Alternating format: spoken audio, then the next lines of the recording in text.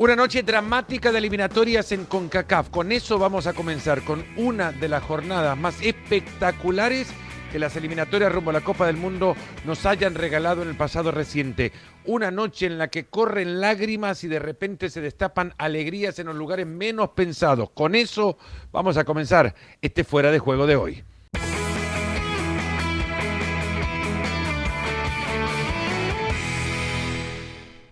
Saludando a Barak Feber, a Alex Pareja, a Rodrigo Fáez. No sé, Barak, si con una palabra y con esto arranco con vos, pero le pido lo mismo a los tres. Con una palabra se puede describir lo que se vio y con el temor de que la palabra sea quizás algo que no espero. De Barak Feber arranco con él igualmente. Gracias por la confianza. Abrazo a los tres. Lo que ha pasado descrito en una sola palabra. Irrepetible. ¿Te gusta? ¿La compras? Me sorprende. Pero ya podemos caer después. ¿Por qué me sorprende? Lo podemos hablar después. Me condicionaste mucho la respuesta. Traté de ser elocuente a lo que vimos ayer, que realmente va a ser muy complicado que las emociones vividas, sobre todo en Guatemala, para mal, ojalá sea irrepetible para el pueblo guatemalteco, ¿no? Que no vuelvan a pasar una noche así. Alex Pareja. CONCACAFquiano. En el buen sentido de la palabra. Para eso invitamos a Hércules. Fue divertidísimo. Acá. Fue divertidísimo. Rodrigo Fáez. Showtime elegiría yo por lo que estamos comentando, ¿no? Y por cómo fue y se desarrolló todo. Bueno, ya las eliminatorias arrancaban con la casualidad, que creo también viene provocada por el diseño del formato, hará que los terceros lugares arrancaban la última fecha jugando todavía con opciones y sus partidos como locales. Además, sus dos últimos partidos los definían como locales. Para Guatemala, sin embargo, el escenario era de sí o sí, ahora o nunca. Buen programa, además. Ganarle a Panamá y seguir con vida, perder, quedar fuera. Y terminó siendo, en una rocambolesca noche, terminó siendo lo segundo, perder y quedar fuera. Sí, históricamente jugar en casa son buenas noticias. Es evidente, hay muchos argumentos en todos los deportes a favor de los beneficios de jugar en casa. Hay ciertos momentos, ciertas circunstancias y ciertas áreas futbolísticas en ciertos momentos de la historia, como en el que la localía parece ser contraproducente. Hay, obviamente, esa sensación de ahora o nunca en muchas selecciones de CONCACAF, de saber que por más que los mundiales ahora tengan 48 y pronto tengan 64, la posibilidad de meter a tantos equipos, porque hay 3 que ya están en CONCACAF en la Copa Mundial y saber que es ahora y que quién sabe cuándo vuelve la oportunidad y toda esa ilusión se ha vuelto una carga, no solamente en la selección de Guatemala, que ayer fue la más evidente, pero en general podemos sacar conclusiones como Haití, ¿no? Haití está haciendo una tremenda eliminatoria, quizás y paradójicamente favorecida por desgraciadamente no jugar en casa, ¿no? Por no tener esa presión extra de tener a tanta gente ilusionada con una victoria que a veces genera mucha más presión y te atenaza. Bueno, hablando de esto, y es tremendo el punto que traes, porque es algo que quería conversar más adelante, quizás como un resumen de lo que ha sido la eliminatoria, es que Surinam en este grupo ha sido el único que ha ganado de local. Es el único que ha ganado de local y lo hizo ante un equipo que terminó entregándose con 30 minutos por jugar, por física y por cuestiones físicas y por cuestiones deportivas. Pero es y porque tiene menos presión también.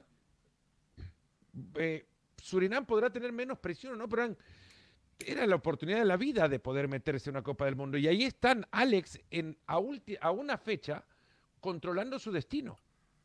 Porque tienen que ir ahora, historia tremenda. Tienen que viajar a Guatemala. No, pero ya el hecho de llegar hasta aquí en la primera posición es algo sensacional para ellos. A mí me supo mal. Estaba viendo el partido. Yo normalmente los partidos los veo por la mañana, grabados y tal, pero ayer por la noche, quizá por tu influencia, me acabé comiendo el Surinam, El Salvador en directo. Y lo único que podía hacer es pensar en ti viendo la indefendible segunda parte del equipo del Salvador. ¿En qué pensabas?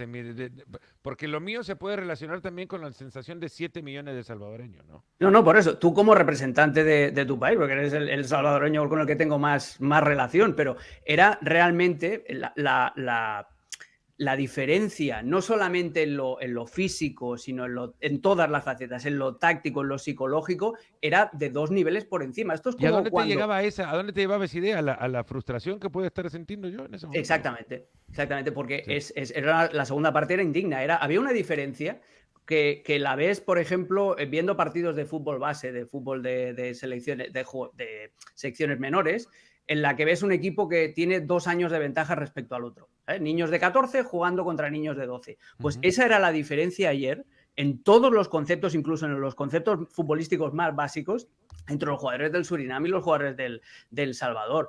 Creo que es el tercer gol. Hay un error de perfilarse del lateral Para sacar derecho. la pelota del lateral. Ese es el segundo, para sacar la pelota al lateral izquierdo, que le pega el rebote y El cae tercero es el que viene un minuto después. el que le gana en la espalda al lateral. Sí. Fíjate cómo está defendiendo el lateral. Está defendiendo totalmente perfilado al revés y muy cerca del extremo, dejando el hueco con el central totalmente abierto. Esos son problemas gravísimos de un equipo que se está jugando la clasificación para el Mundial. Una diferencia brutal y de Surinam ya venimos viendo el crecimiento en la Copa Oro. De hecho, a Surinam llega a fallar 2 o 3 oportunidades. Estoy pensando en una especialmente contra México, unos contraataques muy rápidos, por fallar goles por cuestión de centímetros. O sea, la capacidad de Surinam para ir creciendo bajo Stanley Menzo ha sido sensacional. Sí, Rodri, puede ser esta quizá la primera eliminatoria de CONCACAF que te toca vivir tan cerca, ¿no? Desde lo profesional también dicho. ¿Y qué pensás? ¿Qué resumen podés hacer? Pues mira, Fernando, yo me quedo sobre todo con que es súper entretenido, o sea, porque de vez en cuando en Europa vemos ciertas cosas parecidas a lo que vimos ayer, pero no lo de ayer. O sea, yo estaba aquí precisamente, estábamos viéndolo por la televisión, y es que miraras donde miraras siempre estaba pasando y ocurriendo algo. Primero por una parte el drama, luego lo que comentaba Barak, ¿no? El tema de la presión, que yo puedo entenderlo hasta cierto punto, pero no en una lectura completa de una eliminatoria, y ves sobre todo eso, sonrisas, lágrimas, y ves ciertas cosas que te sorprende, ¿no? Le comentaba ahora mismo Alex lo de Surinam, que es el típico equipo que no te esperas que esté ahí arriba, pero que está por méritos propios y que al final es la confirmación de que los nombres dejan paso a lo que es la meritocracia en el fútbol, que si te lo mereces y lo haces bien en el terreno de juego, ya sea en el ámbito físico o táctico, pues al final consigues tu recompensa. Surinam le ha llegado a sacar puntos a El Salvador, nunca antes le sacó puntos, bueno, le ganó a El Salvador, le sacó puntos a Panamá.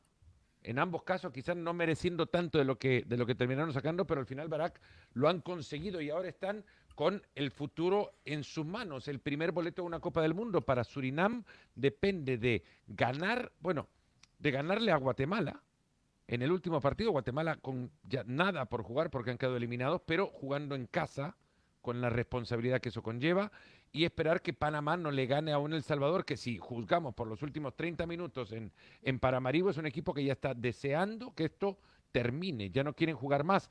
Eso fue lo que pasó en los últimos 30 minutos en la casa de Surinam. Cuando les cae el primero se dan cuenta que no tienen con qué hacer cosquillas al equipo rival, enfrentados ante su realidad. Dicho esto, El Salvador tendría que ser un rival muy sencillo o más sencillo para Panamá. Sí, a ver, al final de cuentas, hay victorias o momentos donde los equipos logran victorias que nadie espera, ¿no? Nicaragua, por ejemplo, sobre Honduras. Sí, ya hablaremos de ese grupo en un rato. Pero no parece, por lo que vimos, por lo que comenta Alex, por lo que avalas tú, que El Salvador sea buena idea, ¿no? Prenderle veladoras para condicionar una clasificación que ya no está en tus manos. Entonces, está claro que es el momento, que Surinam es un equipo que lo hemos visto crecer junto a Curazao. 2 selecciones, una regionalmente en Sudamérica, otra en el Caribe, que eran no solamente periféricas, sino, diría yo, inexistentes, ¿no? Dentro del área, y que han crecido lo suficiente, y no de un momento a otro. Lo vimos primero con sus participaciones, antes no llegaban, participaciones en Copa Oro, la globalización que les permite jugar con muchos futbolistas crecidos en Países Bajos, ambos también les ayuda muchísimo. Hay algo de grandes jugadores de Surinam, grandes jugadores nacidos en Surinam o de padres de Surinam han sido estrellas totales en la selección de Países Bajos, y llegó el momento, y a mí me alegra mucho más allá de que no sean hispanohablantes y los veamos un poquito más lejanos que al resto, ¿no? Decía Alex que esta es una jornada concacafquiana. Bueno, la realidad es que es así. CONCACAF ha permitido, por el desarrollo de una competencia que a muchos les estorba, como la Nations League, a otros les ayuda a fortalecer su infraestructura para poder generar, de nuevo, valga la redundancia, infraestructura de selección que sea atractiva para jugadores que están acostumbrados a otro tipo de fútbol, al fútbol de Europa del Norte, por ejemplo, donde vienen muchos futbolistas de Surinam, o fútbol de calidad profesional como el francés, de donde vienen muchos futbolistas de Haití. ¿Pero por qué? Porque tienen recursos ya generados a partir de esta Nations League que les permite competencia, competir, que es lo que más te hace mejorar. Para mí me parece retrógrado quien piensa que para poder competir tenés que alejarte de la competencia y dejar de hacerlo. Me parece totalmente anacrónico, estúpido, incluso, de pensar que la no competencia te mejora. Y la competencia en realidad ha hecho que estas selecciones como Surinam, como Haití, Curazao, Barbados menos, más limitados también geográficamente y por su población, pero estén dejando lo que están dejando. Alex, es que al final del día terminás cayendo con que estas selecciones tienen lo que tienen, como decía Rodrigo, por lo que han hecho. Sí. Surinam fue a donde fue a sacar puntos y Haití, y nos metemos en eso. Haití ha ganado ahí donde Honduras no pudo en el momento que tenía que hacerlo. Ganó en Nicaragua Haití. Sí, pero yo creo que Haití la posición se la ha ganado directamente en los partidos contra Costa Rica y gracias a lo que Costa Rica dejó de hacer, en dos partes. O sea, Costa Rica ha perdido la clasificación para el Mundial en dos bloques de 45 minutos contra Haití. La segunda parte del primer partido, porque desaprovecharon una muy buena presentación y un 2-0 a favor y al final consiguieron rescatar aquel punto in extremis, y lo que hicieron en la primera parte ayer contra Haití en Haití. Bueno, no era ni en Haití, claro, que ese es el gran problema también. La cancha, es cierto que no les ayudaba nada, las canchas sintéticas y con tan poca infraestructura pueden llegar a inhibir a los jugadores que ya sienten toda la presión. Yo estoy de acuerdo con el diagnóstico que ha hecho Barak, La presión es la que está, y lo hablamos al inicio de este programa en la nueva etapa. Sobre todo en CONCACAF, pesa más la presión y la capacidad que tengas de correr que no la capacidad atlética, la táctica, es simplemente eso, cómo estás para poder manejar esa presión. Y Costa Rica, en la segunda parte en casa contra Haití, se deshizo completamente y la primera parte que hace contra Haití es absolutamente indigna. Y además, contraproducente. Si tú metes a Celso Borges en el centro del campo, es para tener posesión, es para imponer condiciones. No para apurarte.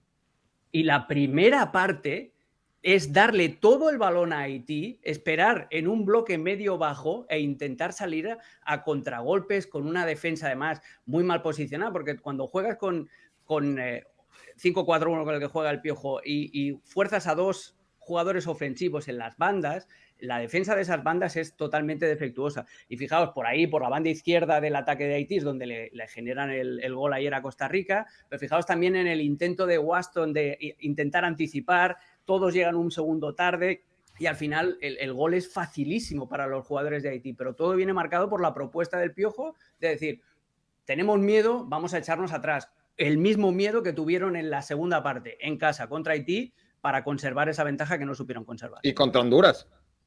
Bueno, claro. Sí, que les pasó lo mismo también, es verdad. Sí. Hay una relación directa también. Vos te vas a los nombres que tenía Costa Rica en el cierre del partido. A Manfred Ugalde, que parecía el embajador, Rodri, de una nueva generación, lo meten recién hasta la segunda parte, pero te vas dando cuenta que tienen nombres muy parecidos a los que tuvo la eliminatoria anterior. Keylor, Waston, Vargas, Celso. Calvo. Entra Joel Campbell en el segundo tiempo. Costa Rica no termina llegando a un resultado como este, y no para exculpar a Miguel Herrera, por culpa del técnico mexicano. Pasa por responsabilidad del desarrollo del fútbol de Costa Rica, incapaz de renovar la selección. Se puede poner en duda lo de Miguel Herrera, yo no digo que no, pero creo que hay una responsabilidad importantísima del plantel. O sea, los jugadores son los que tienen que tener un poco de amor propio para demostrar esa supuesta calidad que se les espera en partidos tan importantes, porque al final el entrenador puede decir A, B y C, que los jugadores luego pueden hacer más o menos caso, y que, insisto, no estoy diciendo que Miguel Herrera no tenga culpa de absolutamente nada, creo que es parte de los culpables, pero creo que siendo parte de ese problema, creo que los jugadores en ese tipo de eliminatorias o de partidos como el que vimos ayer son los que tienen que tener un poco de amor propio, dar un pasito hacia adelante y tienen que tener que demostrar esa calidad por mucha presión que haya. Yo puedo entender que el jugador costarricense pueda tener mucha presión porque al final es un nombre importante, uno de los favoritos para pasar a la fase final, pero es que de verdad, o sea, veías el partido de ayer, lo que acaba de comentar Alex, es que no puedes dar tantas facilidades, no puedes, y me da igual que sea bloque alto, medio, bajo, no puedes dar tantas facilidades y creo que es un problema de desarrollo de los jugadores, que no sé si es que entienden bien o mal lo de Miguel Herrera, las tácticas, lo que sea, da igual, pero es que los jugadores tenían que dar un pasito hacia adelante ayer y no lo dieron para mí. En este momento, Barak, donde regularmente suele ser la región por Centroamérica, hablo puntualmente, extremadamente dramática y es más previsible, ni siquiera dramatismo, creo que lleva las decisiones que regularmente pasan cuando suceden este tipo de resultados. Guillotinas se venden casi como que hechas en China, ¿no? Al final del día en Centroamérica, parte de una derrota y empiezan a rodar cabezas. Sí. Cuando el patrón de actuación de los dirigentes que parece aquel libro, que no recuerdo su autor ahora mismo, Las raíces torcidas de Latinoamérica, cuando... Iba a decir, pensaba que decías Los renglones torcidos de Dios, que es otra Es que estás gran novela. es una combinación entre Los renglones torcidos de Dios y Las venas abiertas de América Latina. Latinoamérica es un libro que hace un análisis de Carlos Alberto Montaner. ¿Por qué Latinoamérica actúa como tal? ¿Quién es? Carlos Alberto Montaner. ¿Verdad? Sí. Lo acaba de buscar, sí. Sí, Lo debo tener por ahí. Lo debo leer otra vez, me parece, porque siguen torcidas igualmente. Pero bueno, eso es al margen. De lo futbolístico hablamos, Barak. Cuando el manual te lleva a perder esa eliminatoria, ruedan cabezas, ¿no? A Miguel Herrera parece que es muy lógico, porque hay una responsabilidad del técnico, él mismo la asume y parece que no entendió la eliminatoria como debía jugarla. Es más, nunca había jugado una eliminatoria. Pero por el lado de Guatemala, haciendo un resumen, Guatemala en 4 años ha sido un equipo que ha crecido un par de escalones, no solo uno. Y cuando el manual te lleva a echar, de repente Guatemala cambiaría más no cambiando y manteniendo a Tena como técnico. Sí, claro, sin duda.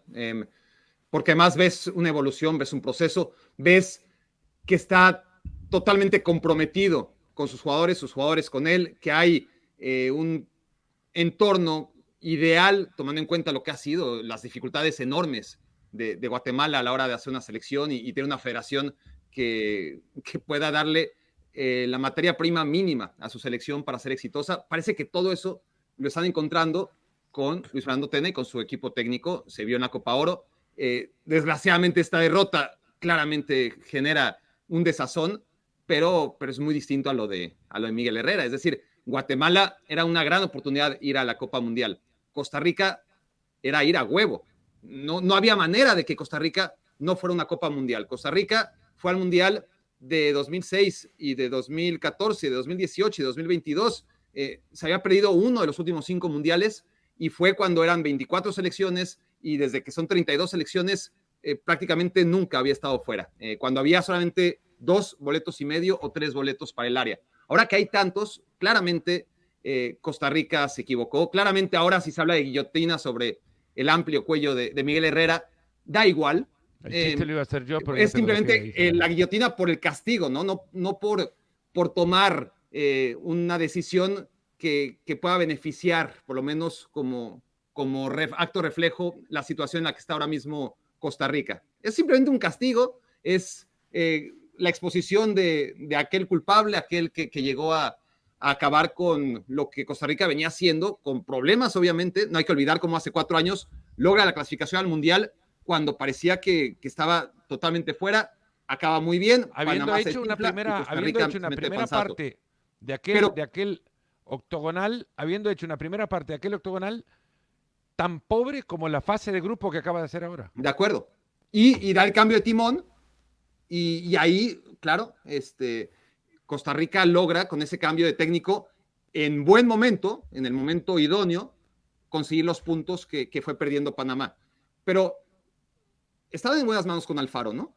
tú veías a Costa Rica en Copa América, faltaban todavía muchos años para el Mundial, veías un gran técnico, veías un equipo joven y veías luz, ¿no? Un Sí, empate pero contra Alfaro se les Brasil, fue, no lo fueron. correcto. Pero saliste de Alfaro y fuiste a Miguel Herrera y creo que hay una gran diferencia y ahora está más que nada patente.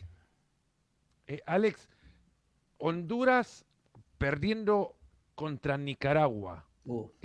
¿A dónde se puede poner esto en el historial de fracasos de una selección rumbo a un mundial?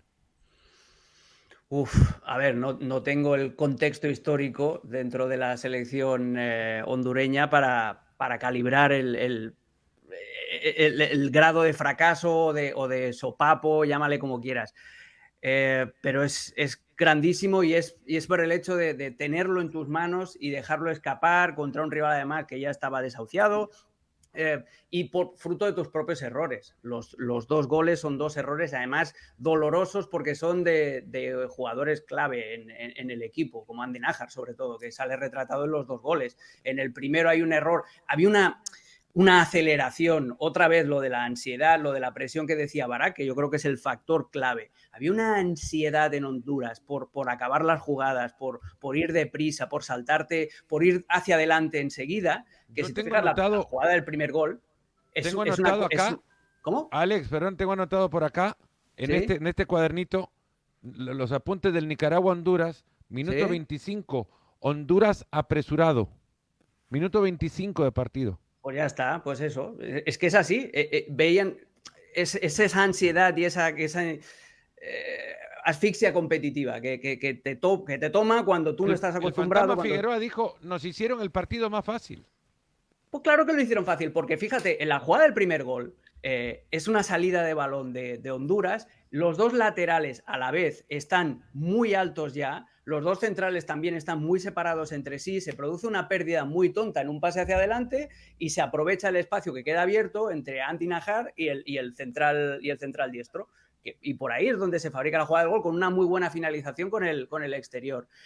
Ya eso te condiciona el partido. Porque si tú ya habías arrancado, si con el 0-0 ya vas con mucha ansiedad, un error tonto tuyo con una muy buena contra fabricada por Nicaragua, ya te pone pues el partido muchísimo más cuesta arriba. Muy poco, la verdad que muy poco, muchos. Y eso que tenías a 2 extremos que te podían dar profundidad, que tenías a Luis Pama a la derecha, que mandó un muy buen centro en la primera mitad, tenías a Rommel Kioto por el otro lado, pero no los aprovechaste porque querías llegar lo más pronto posible y eso es una receta para el desastre. Y luego el segundo gol, ya dentro del caos en la segunda parte, otra vez, un mal rechazo de Andy Nájar. Ese es el gran problema de la ansiedad, que incluso a los jugadores más veteranos y con más experiencia en tu equipo se los puede comer y los puede llevar a cometer errores como los que vimos ayer.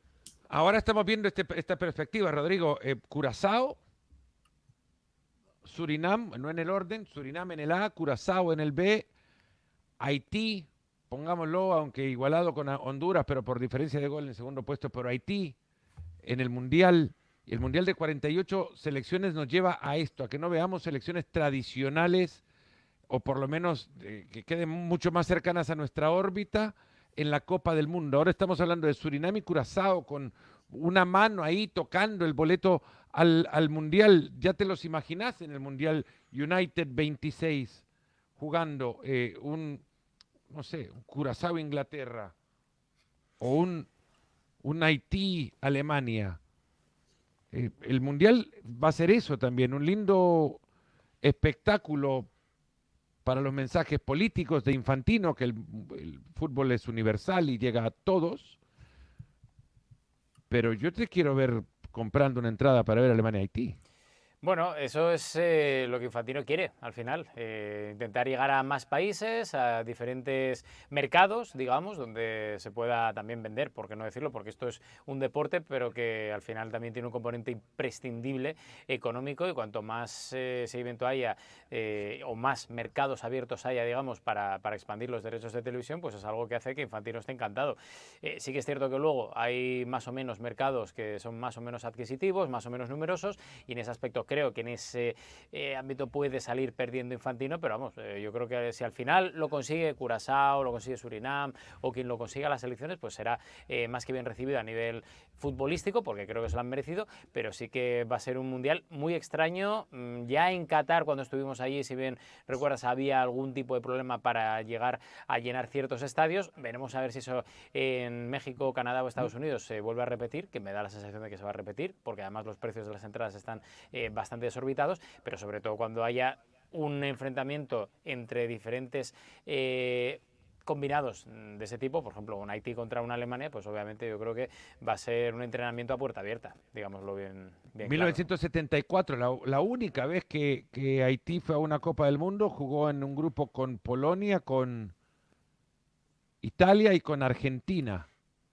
Yo me acuerdo haber crecido en aquella época. Haití dejó afuera a una selección mexicana en el 74 que se dio contra la Torre. Barak en una eliminatoria que se lleva a cabo en Trinidad y Tobago, que se recuerda por muchísimas cosas que pasaron en esa eliminatoria. Y no sé si los nombres de Emanuel Sanón o Francillón en el arco les traen algún recuerdo, pero es la última y única vez que Haití ha estado en un mundial y está cerca de regresar.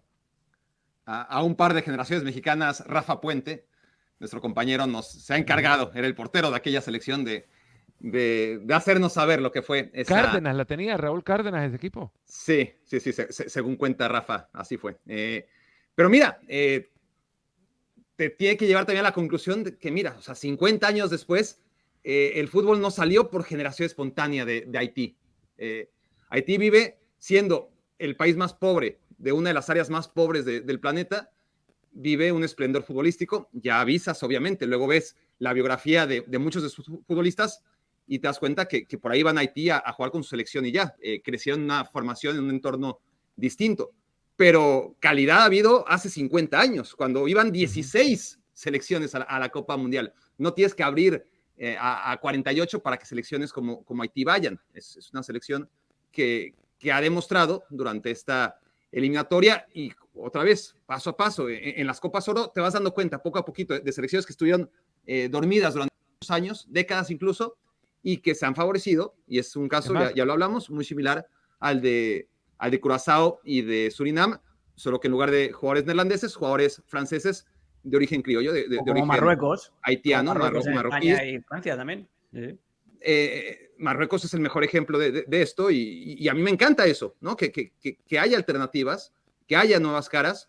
Insisto, lo de Haití es bueno que lo menciones porque tampoco es algo nuevo. Cuando había 16 selecciones estaba Haití, ¿por qué no va a estar ahora que hay 48? Sí nos invita a la reflexión, obviamente, de cómo el fútbol centroamericano no ha avanzado, cómo el fútbol norteamericano sí lo ha hecho, México no tanto, Estados Unidos y Canadá definitivamente. Estoy hablando de los últimos 50 años. Sí. El fútbol de las islas definitivamente ha crecido mucho y hasta el sudamericano que le pertenece a CONCACAF ha logrado pasos que no está dando claramente Centroamérica. Después habrá que hacer un documental pésima porque eliminatoria Surinam, para la estando selección centroamericana. continentalmente en Sudamérica, juega en la CONCACAF, ¿no? Porque no es un caso que tenga nada más que ver con otra cosa que con el desprecio de una confederación por su voto y la aceptación de Joaquín Soria Terrazas por el voto de Surinam en CONCACAF. Ah, no los quieren allá, pues sí, nosotros los queremos acá, no importa, pero van a votar siempre por la línea oficialista. Vamos a meternos ahora con el futuro de Lionel Messi, que parece ser un tema recurrente, capítulo 27 de esta saga desde la Copa del Mundo de Qatar 2022. Recientemente ha hablado Messi en un foro para negocios en Miami, con una tremenda asistencia además y una gran convocatoria. Messi hablaba sobre su futuro haciendo comentarios evidentes y obvios, Alex, de lo que es la carrera de un futbolista que tiene caducidad, que sabe perfectamente que hay un tiempo límite, que se está acercando a él, pensando en qué es lo que puede hacer después de retirarse, no en los banquillos como entrenador, sino quizás como dirigente, pero no dejando en claro si el Mundial es una certeza para él. No sé cómo asimilar palabras de Messi cuando entre líneas se lee que lo que no quiere es dar algo por sentado cuando sabe perfectamente que en el fútbol a esta edad, sobre todo a su edad, mucho puede pasar para que lo que él más quiere no pase. Sí, yo creo que es un signo de inteligencia, la verdad. O sea, tú tienes que ser consciente de tus limitaciones, tienes que ser consciente de que además eres un jugador que vas a estar examinado con una lupa enorme y con una comparación que vas a perder, porque te vas a comparar contigo mismo 10, 15 años atrás y eso es imposible de superar. Y en el fútbol siempre hay esta máxima. Tú tienes que dejar el fútbol antes de que el fútbol te deje a ti. Pero en los super mega cracks y sobre todo en esta nueva época, que hay mucha más longevidad deportiva, es mucho más difícil de calibrar ese momento y de decir, lo dejo. De hecho, cuando gana Argentina el Mundial de Qatar, nosotros pensamos que ya se había acabado la historia de la selección argentina con Messi, porque decía, bueno, ya está, ya consiguió lo que quería, ya se ha consolidado, ha roto ese maleficio, ese héroe trágico del que siempre habla Barak y ya está, ya no tiene absolutamente nada más que demostrar. Y Messi lo sabe. Messi sabe que una mala actuación en el Mundial 2026 empañaría algo el éxito conseguido en Qatar hace 4 años. Pero eso es el lado más racional, el lado más natural. Luego está el lado competitivo, el lado de la bestia, el lado del jugador que no quiere irse sin dejar ese último recuerdo. Y luego está también el empresario que sabe que su presencia en un mundial cambia patrocinios, ingresa mucho más. Entonces es muy difícil. Yo no sé para dónde tirar realmente. O sea, yo estoy seguro de que Messi es consciente de que si va al mundial va a enfrentarse en una batalla perdida, que es contra su propia performance en el Mundial de Qatar 2022, pero a la vez la presencia de Messi es un reclamo publicitario, es una ayuda también para las arcas de la AFA, etcétera, etcétera. Y luego también el hecho de que no lo haya dicho ya todavía, déjame pensar un poquito mal, pero igual también obedece a algún tipo de estrategia comunicativa que ya está planteada con sus sponsors o con el Inter Miami o con quien sea. Entonces es muy complicado descifrar lo que quiere decir Messi y lo que va a decidir Messi en 6 meses. Sí, la decisión, ¿no? Sí. Versión Leo Messi, pero de aquella fallida obra de Antoine Griezmann cuando decidió quedarse en el Atleti y aquello que tampoco creo que del todo funcionó o impactó más que quizás por el recuerdo, no sé si por impacto mediático, lo de LeBron con Miami. No quiero, entre comillas, ser una carga, ha dicho Leo Messi al diario Sport en exclusiva. Me quiero sentir bien físicamente, estar seguro que puedo ayudar y aportar cosas al grupo. Rodri, esto es lógico, ¿no? No está queriendo levantar campanas al vuelo y decir, sí, seguramente voy a estar. Déjenme estar, pero como yo quiera. No, totalmente. Aparte, yo creo que Leo Messi se ha ganado disfrutar por primera vez en su trayectoria de una cita mundial, porque es que anteriormente, bien por lo que se estaba jugando en Argentina como lo que vimos en Qatar, o bien otro tipo de citas como por ejemplo Rusia o lo que ocurrió anteriormente en Brasil, pues al final él tiene una presión tremenda y yo creo que después de lo de Qatar ya tiene su copa, ya tiene su mundial, ya tiene a todos los haters, sobre todo en Argentina, con la boca callada porque era lo que le pedían, liderar a Argentina para ganar el mundial y ya lo tiene, por lo cual ahora yo creo que es la vuelta de despedida, la vuelta victoriosa, la vuelta al estadio con el We Are the Champions para que él pueda disfrutar de una vez y que pueda también aportar a nivel futbolístico y a nivel extradeportivo en un combinado que tiene gente muy contrastada pero que tiene jóvenes tremendos y que tienen a Leo Messi como espejo porque han crecido con él, se han desarrollado con él y que ahora tienen la oportunidad de compartir andanzas en una cita tan importante. Por tanto, yo creo que va a jugar, yo creo que hay Messi para rato todavía, creo que se ha merecido que él sea quien elija el futuro y no el fútbol, porque al final yo creo que es un futbolista completamente diferente y estoy un poco con Alex en que todo ello me lleva a pensar que hay razones futbolísticas, razones económicas y razones estratégicas, pero que al final sobre todo, y esto es lo que ha caracterizado a Leo Messi durante su trayectoria, las decisiones que siempre ha tomado han sido muy en función del fútbol y del corazón, ¿no? Barak, las me dice así las palabras, la declaración reciente de Leo Messi que no confirma estar en la Copa del Mundo, sino quizás lo único que sí nos asevera es estar o querer estar bajo sus condiciones. Habla de la pretemporada en la MLS, de lo distinta que es, de los pocos partidos con los que va a llegar él al Mundial en relación al resto de sus compañeros, que quiere dejar claro que el Mundial lo va a jugar, pero quiere que le entiendan cómo lo va a jugar. Sí, a mí me parece raro, me ha parecido muy raro las decisiones que ha ido tomando Lionel Messi desde que fue campeón del mundo. Primero, todos todos pensábamos que se iba a retirar después de vencer a Francia. No lo hizo. En ese momento dijimos, está bien, que haga lo que quiera, claramente. ¿Quiénes somos nosotros, el resto de humanos, como para juzgar si Messi quiere o no quiere seguir en la selección? Muy bien, quiere seguir, que siga. Veíamos el siguiente mundial muy lejano, ciertamente, no es un proceso de 4 años, como normalmente, sino de 3 años y medio. Entonces, la espera de un mundial a otro, ahí se redujo 6 meses. De todas formas, parecía muy complicado a finales de 2022 pensar realmente que Messi iba a llegar en condiciones de disputar el mundial de 2026. A mí me parece extraño porque, por un lado, veo que todo lo que hace Messi está perfectamente planeado. Y tú lo sabes y nos lo has contado. Tú supiste que iba a ir al Inter Miami. Ni siquiera se llamaba Inter Miami, pero estaba en los planes, ¿sí o no? Entonces, por un lado, tienes una estructura planificada, una visita al Camp Nou improvisada, ¿sí o no? Un sistema de comunicación, llamémoslo así. ¿Parece que todo lo tiene calculado? Te deja la duda. ¿Es improvisación lo del Camp Nou o fue algo claramente estructurado? ¿Es improvisación irse de repente a Miami y decir, no sé si voy a ir a Arabia Saudita o a Miami o ya está todo calculado? ¿Es improvisación decir, me voy del Barcelona, convencerse con Bartomeu, quedarse un año y cuando quiso quedarse con Laporta, entonces es cuando se tiene que ir? Todo ha sido realmente raro a la hora de tratar de leer a Lionel Messi, porque si regresamos el tiempo y nos vamos a ese año previo, antes de irse, cuando él dice, me quiero ir, y Bartomeu le pone la cifra necesaria para que dejara de querer seguir, y de todas formas se quedó a regañadientes porque él lo que quería era irse.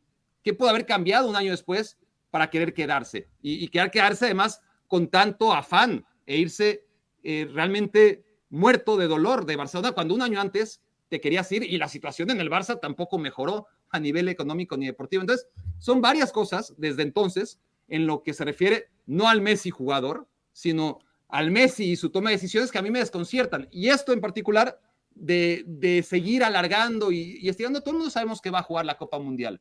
Faltan solamente 6 meses. Entonces, realmente Scaloni, y esa es mi pregunta, Scaloni no sabe si cuenta con Messi o no cuenta con Messi, porque me imagino que el técnico de la selección campeona del mundo, además de que no tiene partidos de preparación, porque no me vas a decir que jugar contra Angola y Puerto Rico es de preparación, necesita ciertas certezas, ¿no? ¿Voy a contar con Messi o no voy a contar con Messi? Porque son dos universos totalmente distintos y me cuesta mucho trabajo pensar que realmente Scaloni no sabe si cuenta con Messi o no.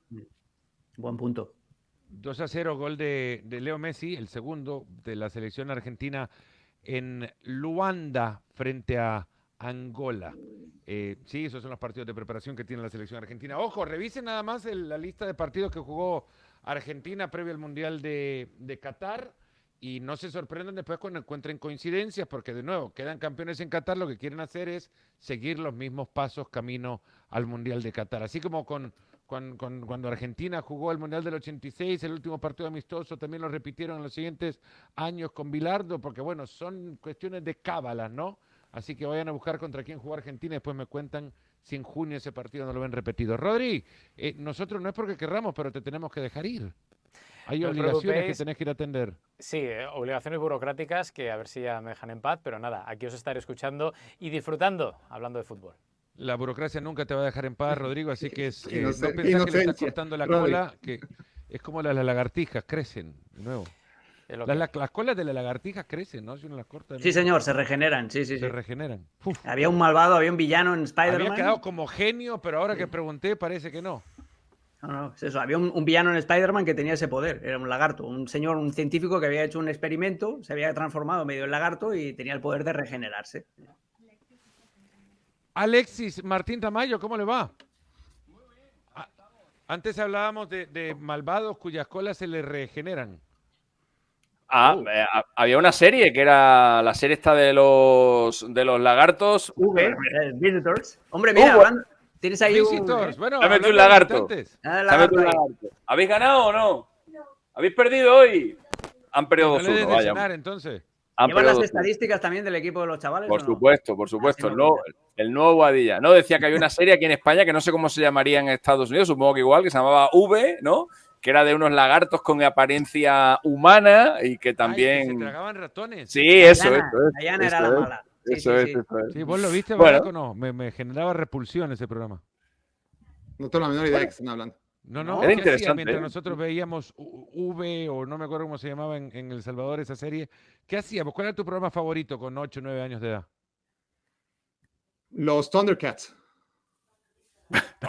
Thundercats. ¡Uh! Vamos a ¿Qué? los ¿No? números, ¿A ti no, mejor. Alexis? ¿Por qué te ríes? Siento... Porque no la conozco, no la conozco. No sabes de lo que te perdiste, Alexis. Te has No, perdido no. un Todavía estás a montón. tiempo. Se emitió en España, en Antena 3, la daban por las Sí, mañanas. ¿Ah, eso sí? que había hablado con Alex y desgraciadamente en España no supieron valorar esa serie. Hay una pregunta que tengo para vos, Alexis. Lo conversábamos con Barack en el arranque del partido, de este fuera de juego. Lo mucho que ha pesado en contra ser local para algunos equipos en esta eliminatoria de CONCACAF. Total. Porque el triunfo de Surinam ayer en el grupo A ha sido hasta ahora el único triunfo de un equipo local en Sí, ese grupo. la presión, la palabra es la presión.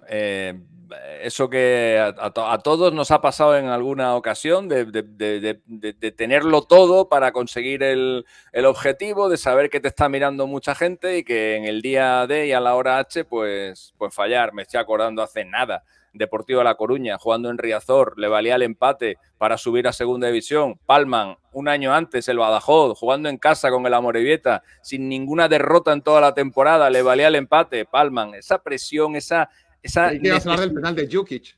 Claro, Pues el yo penalti de también, Jukic. hace nada. Bueno, el Barça contra el Atlético de Madrid en la 13-14, que tenía que ganar en casa. Total. Panamá ganándole a Estados Unidos a nada de jugar la Copa del Mundo, los goles de Susi, esa El miedo idea que te viene, en el fútbol. claro, Miedo escénico. te viene en la Miedo cabeza esta esférico. idea de que si no consigues el objetivo, el fracaso es enorme, el miedo a fallar, el miedo a fracasar, y acabas fallando, acabas fracasando. Sobre todo en Pero- equipos pequeños. Bueno, Sobre todo, le pasa a todos, creo Generalmente yo, sí. ¿eh? Yo creo que le Sí, pasa no, a todos. cuanto menos Yo creo acostumbrado que estás, la más presión, la presión. está claro que los jugadores de equipos pequeños, por lo general, han estado menos expuestos a ese tipo de escenarios. Ujú. Sí. Bueno, sí, que les puede mucho más eso. A mí por eso lo de Guatemala ayer, por ejemplo, me llegó a sorprender la reacción que tuvo y ante ello quiero sostener, nos vamos a meter en eliminatoria europea, pero solo para retomar esto y aprovechar que está Alexis, retener a Luis Fernando Tena, baluarte de lo que me pareció ser un acto de personalidad gigantesco de parte del equipo guatemalteco, se pudo haber caído a pedazos estando 2 abajo con los goles de Waterman y sin embargo le puso frente y mereció, antes que los goles cayeran, mereció tener goles en Sí, ese partido. de hecho, a mí no me sorprendió, Fernando, porque eso es algo que pasa mucho. Cuando lo tienes todo perdido, es cuando te quitas ya la presión de encima, cuando dices, mira, ya no hay nada que hacer, estoy 0-2, estoy fuera del Mundial, y ahí se te quita todo ese y empiezas a hacer lo que mejor sabes. Y creo que es lo que hizo ayer Guatemala. Guatemala cuando vio 0-2 con todas las ocasiones que había tenido y Panamá 2 ocasiones, pum, pum. Pues ahí Guatemala dijo, mira, hoy ya más cosas malas no me pueden pasar. Y pues en ese momento se puso a jugar al fútbol. Y cuando tuvo el 2-2, volvió otra vez a pasarle lo mismo y no se rindió. Siguió atacando, tuvo 2 ocasiones al final del partido y demostró un nivel grande, demostró una gran entereza. Y por eso ahora me estaba leyendo en algunos medios de comunicación por estas malas relaciones que ha habido entre Panamá y Guatemala previos a este partido. Y sabéis que ahora Panamá está un poco en manos de Guatemala por aquello de la diferencia de goles. Guatemala va a jugar con Surinam en casa, Panamá va a recibir a El Salvador. Si los dos ganan, los goles van a ser importantes. Ahora mismo Surinam tiene 3 goles más que Panamá y estoy leyendo a periodistas y aficionados de la selección guatemalteca diciendo que hay que perder por todos los goles posibles contra Surinam para perjudicar a Panamá. Afortunadamente, esos periodistas y esos jugadores, ¿verdad? Y esos aficionados no juegan. Los que juegan son profesionales, honestos, que están dando una imagen extraordinaria en los últimos meses de Guatemala. La Copa Oro que ha hecho Guatemala, la eliminatoria que ha hecho Guatemala,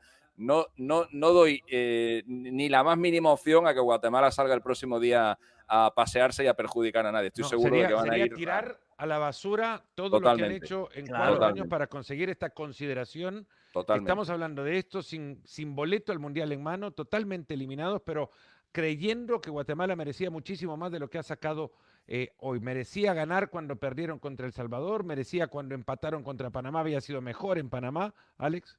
No, decía que Alexis ha dado una cosa en el clavo. Panamá por fin en esta eliminatoria tuvo acierto de cara a portería, que es lo que le ha faltado no solamente durante esta eliminatoria, sino durante la Copa Oro también. O sea, Panamá era mucho lirili y poco lerele, que dicen en España, o sea, mucho mover muy bien la pelota. Y ahora es poco Lirili y algo Lerele, porque algo Lirili Lerele. O sea, los tres remates al arco, los dos de Waterman, además, dos media vueltas sensacionales, pero tuvo la contundencia que le faltó durante toda la eliminatoria previa.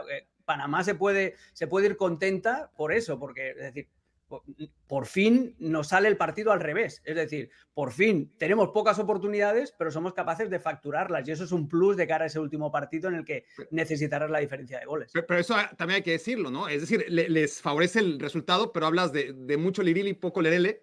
Esta Panamá de Christensen, con todo a favor para clasificar al Mundial, cada vez es menos Lirili, ¿no? Sí. 38% de posesión contra Guatemala. No. Cambiaron totalmente el chip. Y fijaos en una cosa también. Pero Los ojo, 3 cuando goles tuvo de que Panamá. tenerla, rápido, cuando tuvo que tenerla, cuando Guatemala estaba, era un ejemplo, un equipo en ebullición, que estaba totalmente volcado, además se veía mucho más cerca el cuarto que el tercero de Guatemala, bajó el ritmo, bajó la pelota, puso la pelota al piso, Carrasquilla movió para oxigenar por un costado y Panamá encontró aire, pero solo por bajar un poco el ritmo al partido. Y eso quería apuntar, el nombre de Carrasquilla. Los 3 goles de Panamá arrancan de acciones de mucho mérito de Carrasquilla, especialmente el partido tercero. que tuvo que vivir, además, porque en Guatemala le gritaban asesino. Claro, por la entrada a Mier, sí. Pero los 3 goles, pero especialmente el último, arrancan con acciones de mérito de Carrasquilla en el centro del campo. En el tercer gol, él se limpia a 3 jugadores rivales que le van a presionar con una conducción y eso libera al jugador de la banda derecha, que es el que acaba metiendo el centro. También hay que decir que el primer tiempo le hacen un pisotón. Sí, que lo tendría que haber echado a Rosales, se equivoca César. Sí. Qué compleja, ¿no? La situación esa para arbitrar ese partido, porque era expulsión, pero tenía que haber echado a un jugador de Guatemala con el público de Guatemala como estaba enardecido para este partido. Lo de César Ramos, no sé si termina siendo un error favorable. No sé qué pudo haber pasado si echaban a un futbolista guatemalteco en ese momento del partido. Bueno, se entiende lo que digo, ¿no? Sí. Se cae el estadio. Creo que eso también forma parte de la labor de un árbitro, ¿no? También va a sonar raro, pero en determinado tipo de decisiones el contexto afecta y el contexto influye. Y una misma Las falta. Consecuencias, ¿no? Muchos claro, árbitros pitan en función y una misma falta y una misma acción pueden ser arbitradas de forma diferente en función también de las circunstancias. Es que a veces por una tarjeta roja que está en el límite y que puede ser tanto roja como rosa, pues a lo mejor en el caso de un partido absolutamente decisivo para meterte en un mundial y tal, pues el árbitro pues, se limpia un poco y sin embargo en un partido menos importante pues la acaba sacando, porque creo que el contexto también es importante y hay en toda acción legal o ilegal hay atenuantes y creo que al principio del partido hubo acciones que pudieron ser sancionadas de otra manera y creo que el árbitro intentó estar por encima y no cargarse el encuentro. Vámonos a Europa pegando un salto con números de Alexis Martín Tamayo de 2 partidos, bueno, un partido en Europa, otro partido en África y los contextos que por estadísticas tendríamos que conocer para poder disfrutarlos mejor. Georgia ante la selección de España. No sé si podemos llegar a hablar de todo esto en números y sin hablar de Lamine Yamal. Georgia-España. ¿Qué necesita España para estar en el Mundial?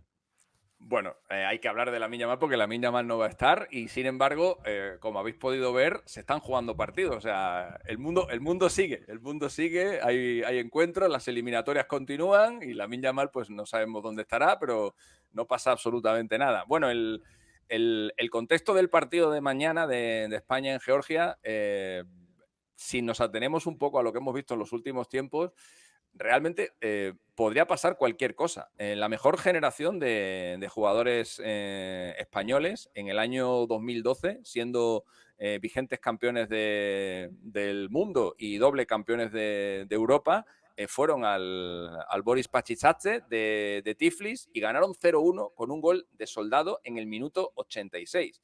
En la última eliminatoria, yo creo que es uno de los goles que más he cantado en mi vida, camino de Qatar 2022, España gana en Tiflis gracias a un gol de Dani Olmo en el minuto 92. La generación del año 2016 perdió contra Georgia en casa. Ante la gente de Getafe 0-1. Y sin embargo, en la última visita de España a Georgia ganó 1-7. Es decir, España con Georgia tiene todo tipo de cosas. Tiene angustia, tiene victorias, tiene derrotas, tiene goleadas. Por lo tanto, no me parecería nada raro. Barak se ríe porque yo veo que desde fuera seguramente todo el mundo veréis a España clasificada y esto va a ser un paseo y tal. Bueno, pues yo desde dentro... Tendría que serlo, ¿no? Sí, pero yo desde dentro, como he vivido... Veo un paraguas invisible. No, es que como he vivido todos esos partidos, como he vivido y he sufrido todos esos partidos, pues sé que no va a ser fácil, Y si mañana España no gana en Georgia, España se mete en un problema. Porque no es plato de buen gusto jugarte una clasificación y volvemos a lo que hablábamos antes. Con todo a favor, en tu casa, contra Turquía, una selección a la que le has metido 6 goles hace nada, está jugando, te vale el empate y hemos visto muchas noches de esas que acaban en repesca. Así que creo que el partido, en teoría, en el que España es favorito, el partido se te puede complicar. Pero si España no gana en Georgia y se lo tiene que jugar en la última jornada, cuidado. También es cierto, y esto también hay que comentarlo, que España lleva 29 partidos de competición sin perder, que es la 4ª mejor racha en la historia del fútbol de selecciones. El récord lo tiene Marruecos, que llegó a estar 38 partidos no amistosos seguidos sin perder. Senegal tiene una racha actual de 36, que ya veremos a ver hasta dónde llega con la próxima Copa África, que se va a jugar en diciembre, y el récord europeo lo tiene Italia desde el año 2021 con 31. Y además, España tiene otro récord mundial en las eliminatorias, que es el de partidos consecutivos marcando goles. Lleva 20 años marcando gol en todos los partidos de eliminatorias, son 47 partidos seguidos. La siguiente mejor racha vigente es de Inglaterra, que lleva 24. La última vez que España no marcó por eliminatorias mundialistas fue con Luis Aragonés de seleccionador en Belgrado en el año 2005, en un partido que acabó 0-0 y en una eliminatoria en la que España acabó en la repesca. Sí, jugó, creo que fue un hat-trick de Luis García, ¿no? Que en el partido contra Eslovaquia en la ida, sí, ¿verdad? Sí. ¿Luis García del Español? No, Luis García el nuestro, el del Liverpool y el del Atlético de Madrid. Sí. ¿Y ese Luis García metió a España en un mundial? Metió a España en un mundial, sí, señor. Y luego en el partido de vuelta que se jugó en Eslovaquia, Villa marcó su primer gol con la selección española. Un partido que acabó 1-1 y ahí fue el primer gol de Villa. ¿Y metió más después que ese o ya no? Creo que metió unos cuantos más. Okay. ¿Qué habría pasado con Víctor Osimhen si Gabón gana en tiempo extra frente a Nigeria? Porque lo que falló Víctor Osimhen Baraka en el minuto 11 del agregado del tiempo regular del partido, playoff, para meterse a playoff, que no sé cómo se llama esta instancia, pero es la semifinal de la repesca africana para clasificar a la repesca intercontinental. Así está bien llamada, sí, señor. Tal cual. Osimhen al minuto 101, o sea, los 11, el agregado falla mano a mano contra el arquero, pero después se destapa con doblete en el tiempo extra. Sí. ¿Pero qué habría pasado? Es increíble cómo está sobreviviendo Nigeria en esta eliminatoria, con la historia que tiene, obviamente, como superpotencia de África, con la cantidad de jugadores que tiene de la Premier League, sobre todo en el Fulham, con Lockman, con Iwobi, con Osimhen, y cómo logró de panzazo meterse a esta pre-reclasificación. Bueno, le había dicho bien y le cambias de nombre otra vez. No, pero para decirlo en resumen, la pre-reclasificación de la repesca. Le tenían que ganar a Benin, ellos no lo sabían, porque dependía de la diferencia de goles y de un partido que todavía estaba por hacer, pero gracias a que le ganan 4-0 pudieron clasificar. De lo contrario, no hubieran logrado ese puesto como el 4º mejor segundo lugar que los lleva a jugar estas semifinales. Fue increíble porque iban ganando 3-0 y hasta que no cayó ese 4-0 en el último minuto, Si no hubiera caído, Nigeria no estaría ni siquiera acá. Y después, Una sí, pregunta. ese gol contra Gabón, ese mano a mano, que parecía que iba a ser gol en la última jugada. Osimhen, pues por más experiencia que tenga, ¿no? Y por más partidos de Champions League en la espalda y por más calidad, la presión es la presión. Pero bueno, Gabón se diluyó en los tiempos extra y apareció Osimhen y apareció todo lo que no habíamos visto de Nigeria en tiempo reglamentario. Y además, sin subestimar, obviamente, a la República Democrática del Congo, que por algo le ganó a Camerún, por algo está donde está, por algo fue mejor segundo lugar que Nigeria, pues yo creo que Nigeria lo que quería evitar era Camerún y lo va a evitar. ¿Cuán extraño es, Alexis, ver una prórroga en eliminatorias y luego 3 goles en una prórroga en eliminatorias? Bueno, no ha habido nunca 3 goles en una prórroga, era la primera vez en cualquier eliminatoria para la Copa del Mundo, y ahí pues Nigeria se desquita un poco de ese error de Osimhen. Preguntabas tú ¿qué habría pasado, ¿no? Si al final Gabón elimina a Nigeria. Bueno, conocemos contextos similares, ¿no? Por ejemplo, tenemos el contexto de lo contrario, que es cuando Nigeria consigue una victoria inesperada totalmente en la Copa África hace algunos años. Ya sabemos todos cómo los dirigentes nigerianos premiaron a sus jugadores por ganar esa Copa África. ¿Cómo los premiaron? Les metieron ahí en una casa, había allí muchas señoritas y les dejaron organizaba Luis Rubiales, ahí en, ¿cómo era? En Motril. Les dejaron que dieran rienda suelta a su triunfo. Bueno, y también como Brasil en 1962, que preparó también esa Copa del Mundo, que en la localidad en la que se albergaron, en avanzada, enviaron al doctor de la delegación para que hiciera un mapeo de todas las casas de cita de la zona y les practicara un examen a todas las porque era mucho más fácil eso que controlar a los 22 futbolistas de la selección a que no hicieran nada. Ya, bueno, pues eso pasó con Nigeria y también tenemos el otro contexto. ¿Barak se quiere reír o...? No, se cuentan, o sea, y eso es lo que se cuenta. Dice gente que todo lo que no se cuenta de lo que se hacían en las concentraciones de Brasil en el 58 y en el 62 es mejor no saberlo. Un día vamos a hacer un fuera de juego que no se va a publicar, pero vamos a hablar de todas esas cosas. A ver, también te digo una cosa, Barak, también te digo una cosa. Si yo gano 2 mundiales seguidos, ojo, ojo, Si yo gano 2 mundiales seguidos, ojo con la que se puede liar, Bueno, y también tenemos el otro...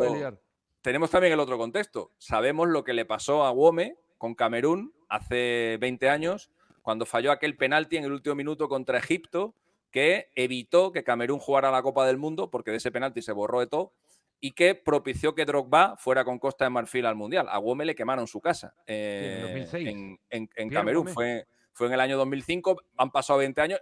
La verdad que en los últimos tiempos no hay una sola eliminatoria de Camerún que sea medio normal, porque pasó eso. El año pasado, acordaros el gol de Toko Ekambi en Argelia para ganar en el 120+4 y meterlos en Qatar. O sea, a Camerún en estas eliminatorias le pasan cosas absolutamente increíbles. Va a ser la 4ª vez que se enfrenten estas dos selecciones en un partido no amistoso. Jugaron en la Copa África del 76, del 92 y del 94. En todas ganaron las Super Águilas, que es como llaman a la selección nigeriana, y el último enfrentamiento entre ellos fue un amistoso que se jugó en Nigeria hace 7 años y que acabó 1-1. Por cierto, que ya hay gente haciendo cábalas, ¿no? Si Nigeria se mete en esa repesca intercontinental, va a ser 100% cabeza de serie, por lo tanto se va a ahorrar la primera eliminatoria e iría directamente a la segunda. Algo que también tiene garantizado Panamá.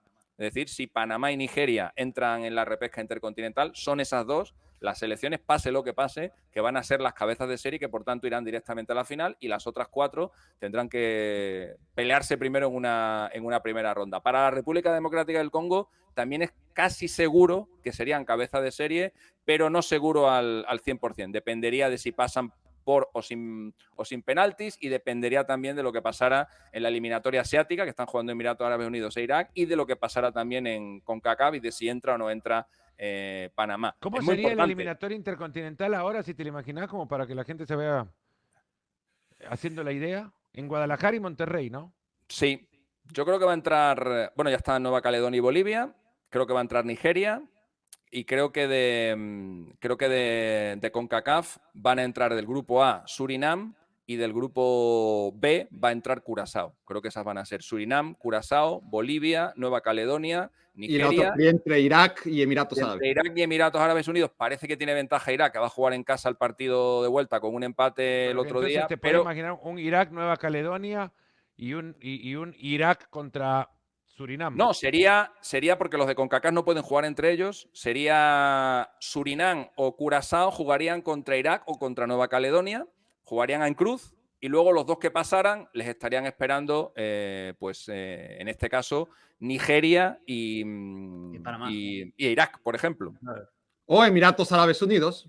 Yo creo que va a pasar Emiratos. Yo creo que va a pasar Emiratos. Que pero- bien podríamos llamarlo resto del mundo unido, ¿no? A eso te iba a decir. Sí, sí. ¿Cuántos jugadores de verdad de Emiratos Árabes hay en la selección de Emiratos Minoría. Árabes? Bolivia no va a ser cabeza de serie, por cierto. Mi más sentido pésame a toda la Sí. gente, a todos los amigos. Fue compañero mío en la radio durante muchos años, Javier Ascargorta. Sí, con eso A su quería cerrar. lado, Mira, gracias, Alexis, porque quería Sí. cerrar justamente por ese camino. No lo tenía en mente en el arranque, pero ahora que íbamos a hablar un poco de la Intercontinental y Bolivia, pensar que Bolivia puede volver a un mundial y recordar que hoy se ha ido a una muy corta edad, 72 años apenas Javier Ascargorta. Se nos va. Yo quiero contar nada más una pequeña anécdota. Cuando era técnico de la selección de Bolivia, jugó en un partido amistoso contra México. Lo fui a sacar del hotel y yo creo que no emití, para quien me conoce, ustedes tres me conocen bastante y la audiencia también me conoce un poco. Si algo me gusta es hablar. No hablé nada porque Ascargorta se dedicó a contar anécdota sobre anécdota sobre anécdota en un viaje de 30 o 40 minutos de ida y 40 minutos de vuelta, más lo que le tenía que traducir en la tienda de ropa deportiva a la que fuimos. Fantástico personaje y un técnico al que, por ejemplo, el próximo Mundial Mauricio Pochettino le tiene muchísimo cariño y le debe mucho también. No solamente lo dirigió en el español, sino que le dio muchísimas de sus virtudes como técnico. También es más, dice que lo invitó a ver la final del 2005, la Champions Milan-Liverpool, cuando Pochettino era jugador todavía del español. Pochettino tocó a la puerta de Ascargorta y le pidió permiso al míster de ver la final con él. Coincidieron, quedaron de acuerdo, se pusieron a ver la final y me contó Ascargorta que en el entretiempo empiezan a charlar y le pregunta Ascargorta a Pochettino: Mauricio, ¿usted qué haría en esta situación? Y Pochettino dice que le empezó a tirar 3 o 4 apuntes que dijo: bueno, acá está, este tiene madera de entrenador. Y pudo haber pasado lo que Pochettino dijo o no, pero lo cierto es que Ascargorta ahí más o menos lo certificaba. Que descanse en paz el bigotón, de verdad, gran personaje. Sí. Y con esto nos vamos. Yo siempre recuerdo la anécdota de cuando puso un portero de central. Jugaba en el Valladolid, tenía un portero titular que era Fenoy y de Fenoy no se movía. Por cierto, de Fenoy me contaba también Ascargorta, le encantaban las anécdotas de portero. Me contaba que en los entrenamientos Fenoy no se tiraba nunca al suelo. Fenoy le lanzaban las faltas y Fenoy decía: parable, no parable, parable, no parable. Pero él nunca iba al suelo, ¿no? Y en un partido en el que iban a jugar en el Ramón Sánchez Pizjuán ante el Sevilla, había fichado el Valladolid a Óscar Virz, portero chileno, que iba muy bien con los pies, pero que no tenía oportunidades porque Fenoy era el titular. Y ese día Ascargorta le puso de central a Óscar Virz. Y claro, imagínate los centrales del Valladolid, cuando dio la alineación, cómo le miraron. Encima Ascargorta era muy joven, debutó en Primera División con 30 años, uno de los entrenadores más jóvenes de la historia. Le miraron que le querían matar. ¿Qué pasa? Que Valladolid ganó aquel día 1-2 y encima se la tuvieron que comer porque hizo un partidazo Óscar Virz y ganó el partido. Y Ascargorta era de esos, era un técnico ocurrente, un técnico que tenía unas ideas que luego llevaba a la práctica y las sabía manifestar. Con nosotros en la radio estuvo muchos años. Él inventó lo de la manta corta. Si te tapas por arriba se te abren los pies por abajo, y si te tapas por abajo te descubres la cabeza y al final te acabas constipando siempre, ¿no? Y bueno, tenía muchísimas. Bueno, autor para esa frase creo que hay múltiples. Yo al primero que se la escuché fue a él, pero sí, puede ser. Yo hubiera esperado esa frase de alguien más alto como Marcelo Bielsa, la verdad. La frase, ¿no? yo autoría se la doy a Didi, aquel gran jugador del Real Madrid, de Brasil, campeón del mundo en el 58, técnico después de Perú en el Mundial de México 70, pero bueno, no le vamos a Ascargorta negar fue igual la el- autoría a Ascargorta de múltiples frases que dieron la vuelta Sí. al mundo y que seguro quedarán marcadas por siempre, porque ese tipo Fue de el- personajes jamás se nos mueren. Fue el primer seleccionador que derrotó a Brasil en eliminatorias para la Copa del Mundo. Le ganó en el Hernando Siles de La Paz en el año 93, acabó con 60 años de invencibilidad de Brasil de Parreira, en el que estaba, pues, estaba Müller, estaba Raí, estaba Bebeto, estaba Mauro Silva, estaba Cafú, era un equipazo, y aquel día perdieron en Bolivia y Bolivia se clasificó para el Mundial y jugó el partido inaugural contra Alemania. Perdieron 1-0 y luego cayeron en la fase de grupos, le tocó a España en ese, Sí, en y ese Corea del grupo. Sur, ¿no? Era Y el Corea del grupo de tres. Marcó Guardiola de penalti contra Bolivia Sí. en el Mundial 94. Sí, sí. Sí. Nos vamos despidiendo, gente. Les agradezco un montón. Un placer haber acompañado a Alexis, a Alex, a Barak. Se nos fue Rodrigo temprano. Un abrazo a todos ustedes que nos acompañaron. Y una última línea nomás para la gente en Guatemala.